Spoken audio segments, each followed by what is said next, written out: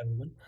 So in this video series, we'll be looking at creating an agentic workflow related to compliance. And what we'll be doing is we'll be having couple of steps in step functions.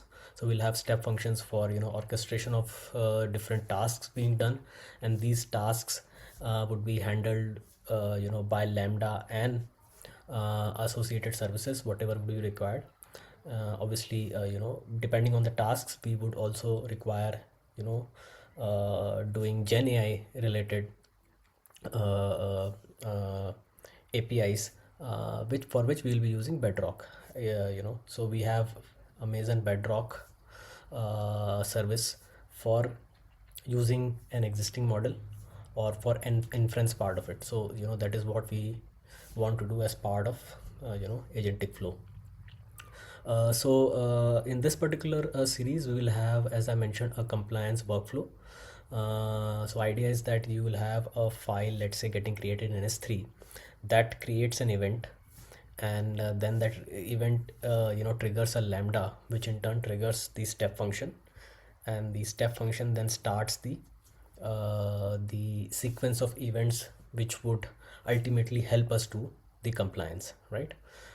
So the in these step functions, the first part of it would be the ingestion part, where we would try to read the text from the document. And mind you, these documents could be scanned documents also, so you may not have text available with you. So we would use textret service to have the scanned documents get converted into text, basically ingesting and getting the text, whatever is there in that input file, right? Because without that, we would not obviously be able to properly understand what is going on in that document, right? And the second part would be the compliance part, where we would try to use the Bedrock APIs, for which the input would be the extracted text from the first part, and using Gen AI and the appropriate model to understand the different, to apply the compliance rules related to GDPR, SOX, and all.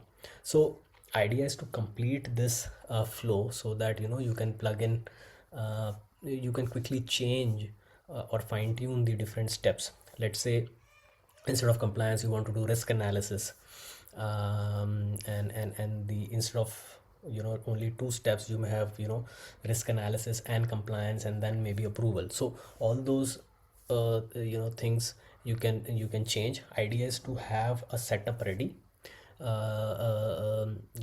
with step functions being the orchestrator, and then your different tasks getting divided into different microservices, so to speak, in the lambdas, um, and finally arriving in an output. So input could be a S3 event, it could be an API as well.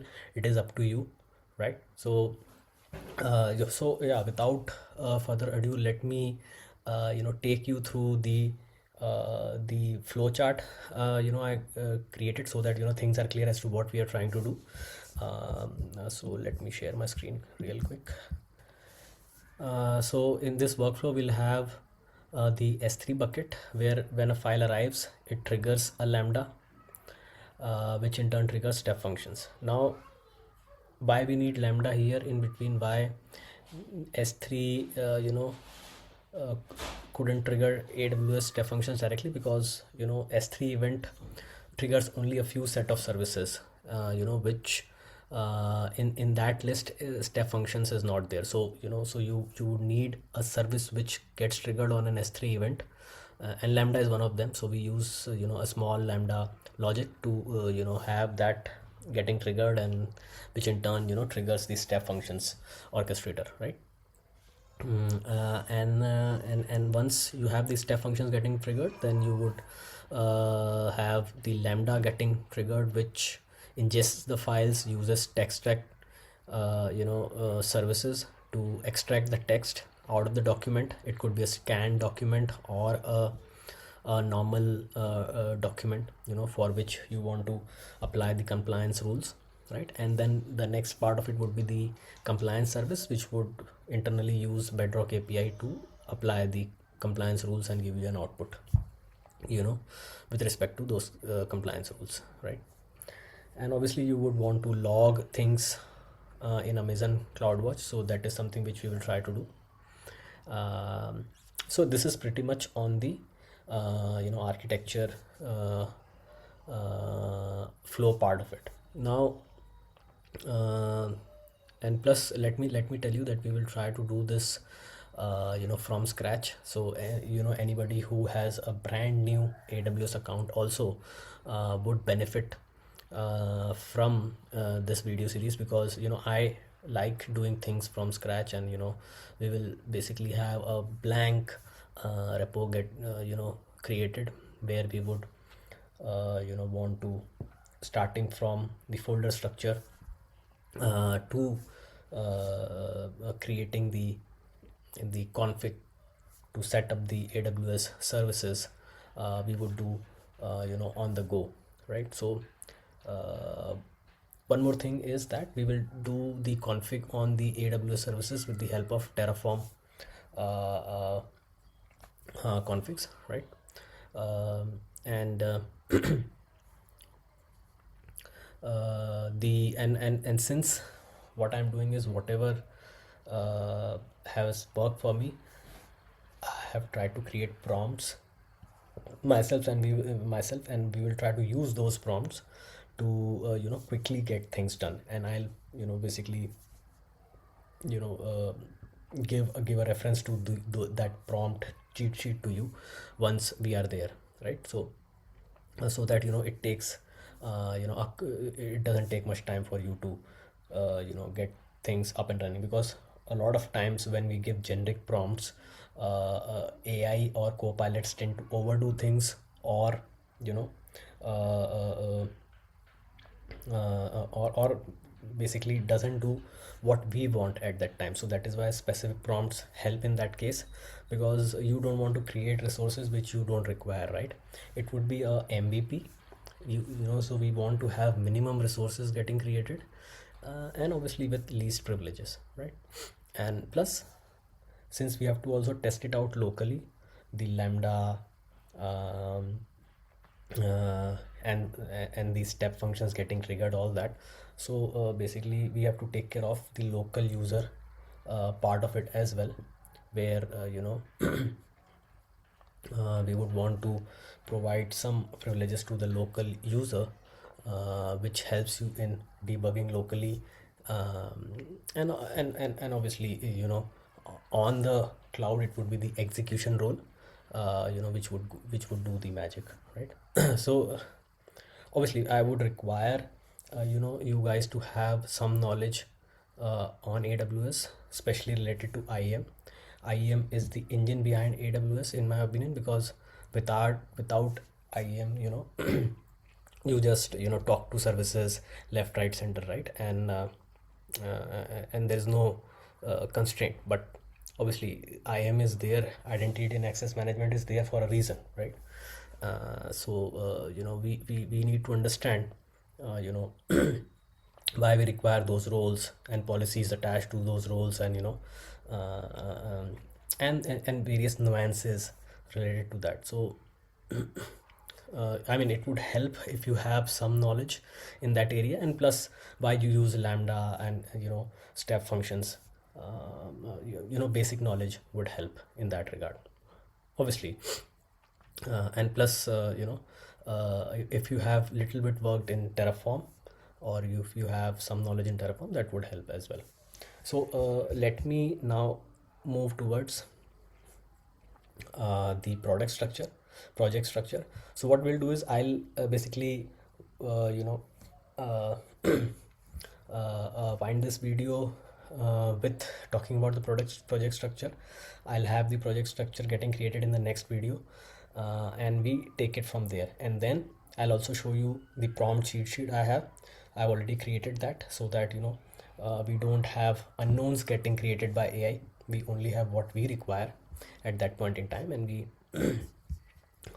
and we don't overdo things, right? So let me go to the project structure first. So ultimately this agentic AI system will have, couple of major folders. I like to use this structure. I mean, you are free to use your own structure as well, but yeah, if you want to follow me, then this is the base structure you can use. And pretty straightforward, pretty easy to grasp. uh, and I think it works quite well in my case. So you have infra, where you have the environments folder, dev staging prod. We only would want to push the code to one environment, through Terraform. And then you have inside infra modules folder, which would contain modules like S3, IAM, Lambda, Step Functions. You can ignore DynamoDB for this video series, because we are not doing any persistent data storage at this point in time. And that is for advanced use if you want to persist any data. And then you have an agents folder under your root, which would have the different steps you are doing in the step functions, like ingestion, approval, compliance, risk analysis, whatever. So as part of this series, as I mentioned, we are doing an agentic compliance workflow. So I will only have ingestion and compliance. And obviously you can add more steps and make it more robust, and as per your need, right? The idea is to get things set up and up and running, right? Once you have a successful step functions overflow, giving you the summary of compliance, then you can try to fine tune things and tweak few things here and there. And then you have a step functions folder, which would contain the definition of step function as to how the different steps interact with each other, what is the output and what is the input to the next step, and so on and so forth. So you need this ASL JSON file as part of the infra in step functions. So this step functions would be inside the infra folder.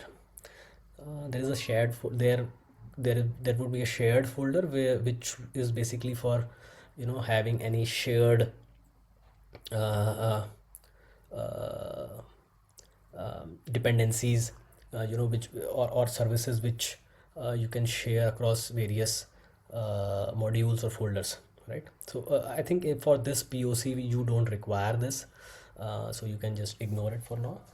So yeah, that's pretty much it. So what I'll do is I'll create the folder structure myself, and we start with setting up the Terraform in the next video, and we take it from there. Hope you liked the topic at least, and it helps you in your use case in AWS cloud. I'll see you in the next one. Thank you.